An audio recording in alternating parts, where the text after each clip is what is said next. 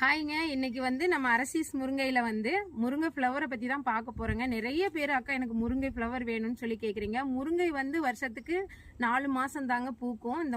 இந்த சீசன் டைம்ல வந்து பாத்தீங்க அப்படின்னா ஃப்ரெஷ் பூவா வந்து நேரடியா வந்தீங்கன்னா வாங்கிக்கலாம். கொரியர் மூலமா அனுப்ப முடியாது. 1 or 2 days லேட் ஆயிடுச்சு அப்படின்னா பூ வந்து அழுகிருங்க.